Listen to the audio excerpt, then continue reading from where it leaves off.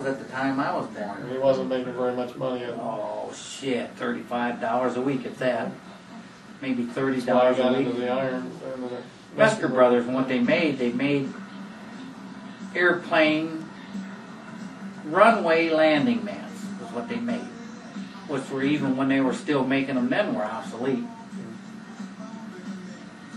You know, they were really obsolete. It was just a carryover from the Second World War. And what they did when they were doing island hopping, they level off some land and then get it level, and then that's what they did. They dropped down all these landing mats. You know, they didn't move.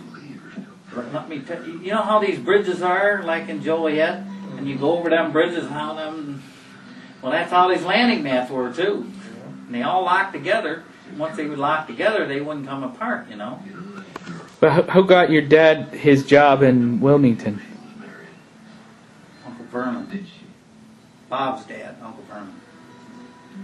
Dad was working for Painter and Dillman then.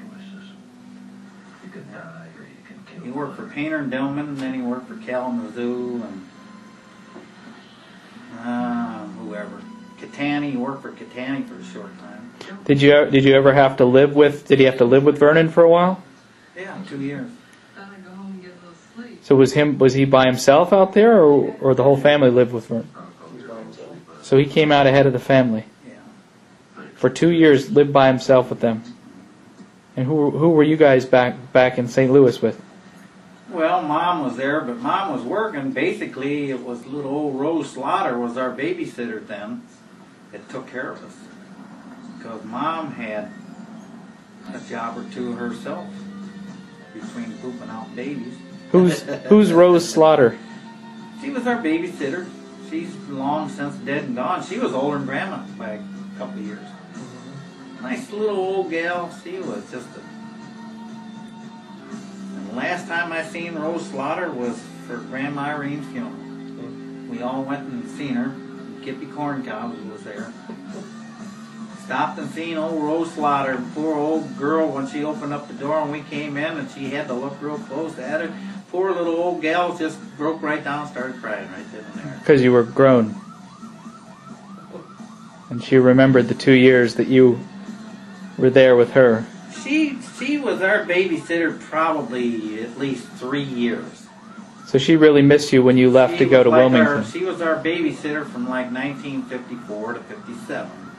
And then before her was a little old, short, heavy-set little colored gal. I remember her. And Dad used to go and pick her up and take her to the bus stop for her to wherever she lived. I don't know where she lived now. But I remember her. Yeah, very much. When you went to Wilmington, was Rose really upset, or you don't know? You just never saw her again? Yeah, she didn't want to. Yeah. She didn't want you to go. Because I think Mom was paying her. Actually, Mom was working. That was the paycheck. Mom's paycheck paid her. So she was paying Rose probably $25 or $30 a week. And back then, that was a lot of money. There was no economy back then. You go out and buy 15 cents gasoline. Middle 50s. But Rose was like she was playing the role of your dad. She was the surrogate parent there. She was. And then after she died, I think she had 2 boys. And after she died, the developers went in there and bought that whole area where she lived and took it all down. In St. Louis? And it's still empty to this day where she lived. Was it on Scottsdale Road? Yeah, further down to the, let's see.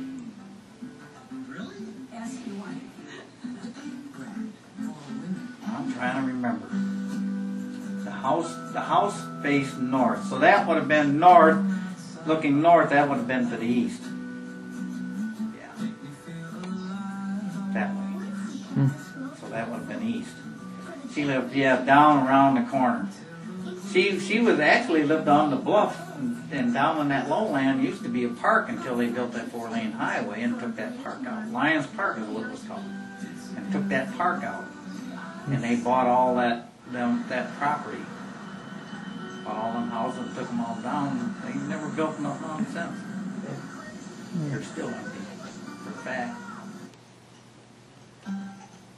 So anyhow, but there ain't no Lions Park. It's gone. When we were kids, we used to enjoy going down there and playing. When It wasn't a million miles away. About a quarter mile away, maybe. when you moved out to Wilmington and your dad was already there, was he still living with Vernon? To Wilmington? Yeah. Well, yeah, but we had the house in Northwest. So when you guys finally moved out there, he'd already gotten enough to get a house. Little government, little bitty, little things. Well, like the one I had in Northwest. All those houses were built in World War II, right? Yeah. So you all moved. It was smaller than the house you had in St. Louis. Well, those houses we figured were around 680 square foot. Is what they were. So smaller than the one-bedroom apartment that we have in New York. That was a house. They were actually 2.5 bedroom, but they were just such little bitty things. Yeah. You had seven, You know. 7 kids in there? There were 3 of us in the front bedroom. Mom and Dad had the back bedroom, and then the girls had the half bedroom.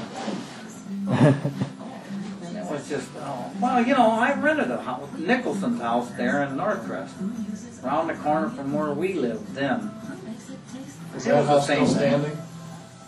Is that house still standing? The one that we had? No. For years it's gone. They built an upgraded duplex on it about maybe 1975. So, yeah, it burned down. Yeah. So we were only there just a little more than a year, and then he got the house south of town on Caleb Road. And that was a different ballgame. Well, that was a big house. Yeah, that house then, the roads were all sand and gravel then, mostly sand. And we were right on the city limits. On the other side of the street, you're out of town. How many square foot was that house in Wilmington? I don't really know. The Kaler Road house. Never knew. That's where you had the compound with multiple houses on the, with the gravel in behind and the. Well, we had the house off to the side and the garage, 2-car garage in the back, but it didn't have the wraparound driveway then, no. Dad put that in, where you can drive all the way around the house, in and out. See that concrete, I drove up there. And last time I came up there to see you and I went past it. And Concrete's going bad, I saw it. I looked at it, yeah. he put all that in the 80s, or no, late 70s. He put that in at the time me and Marion were married. September 1973 is when he done that. Put all the curbs in and everything. See, Dad originally actually was going to blacktop that driveway. Well, he was wanting to concrete the whole thing. He did part of the back and never finished it. Ran out of money. Yeah. Well, back then, we were going through a recession then, too. Well, and the Money was tight then. The Waukegan thing happened. Yeah. In the 70s. Yeah. But anyhow, yeah, it was definitely bigger than the one in Northwest and a lot newer and cleaner. And then later on in time, after That house was, Mark was the first to rent the little house, and then I had it. And I lived in a little house. I'll tell you, I moved in at Christmas of 1970. And I left there, I can tell you exactly, May 25th, 1974. Where was that house? Where was it? It was the house off to the side of the house on Kalen Road. So on the same property, just subdivided. Then, yeah. Still is, as a matter of fact. yeah, still there. And then after I left, Joy had it for a while. No, I take that back. After I left, John Love and his family were there for a year or two. Yeah. Then he left, and then Joy took it. Well, neighbor, what was her name? White, Tony, or Yeah. she lived in there for a short while. I didn't That know was it. after Joe, I think. But then after Dad, and then I found out even Bob Latimer rented that house for a short time. I never knew that until he mentioned it one day. Well, when Tom Hess bought it, he rented off of Tom Hess. So, little history. I don't know who owns it now. I have no clue. It's changed hands since Dad sold it, hasn't it? Yeah, Tom Hess, he got killed in a barroom fight. Wow. In Wilmington?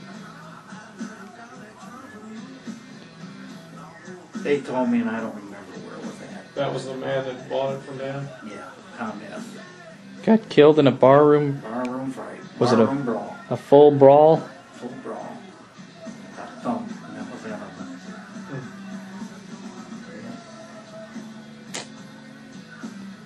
Yeah, he was something. He was around her big time.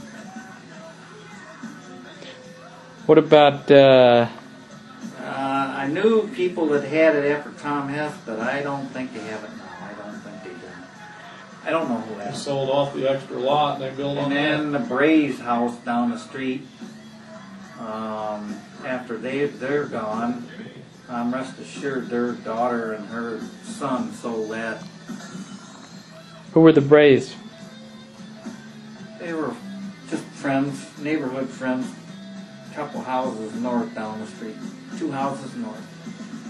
And come to find out, Sam Bray was distantly related to the Brays that were in. How the heck was that? Well, Eliza Catherine Bray was first.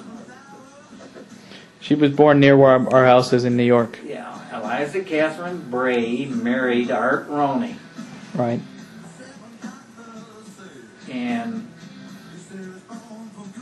About they got 1860 married. or They so. got married June of 1859. I seen the actual in the box from Grandma's place. In the box, I found a newspaper clipping, and it looked like brand spanking new, announcing that wedding of 1859, June 1859. In Ulster County, Don't remember.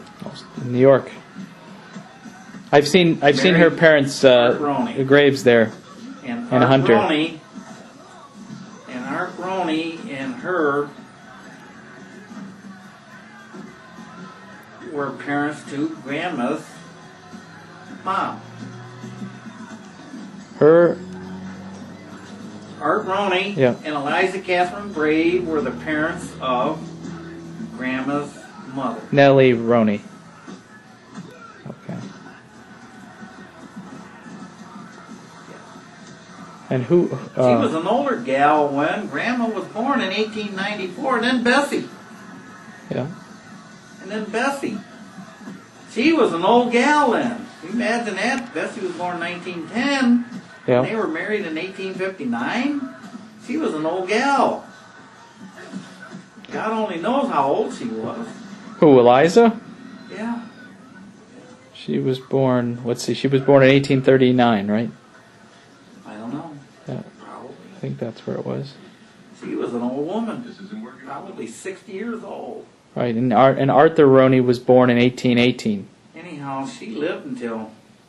Let's go, boys. 1930. Grandma's mom was born, I don't remember. 1869.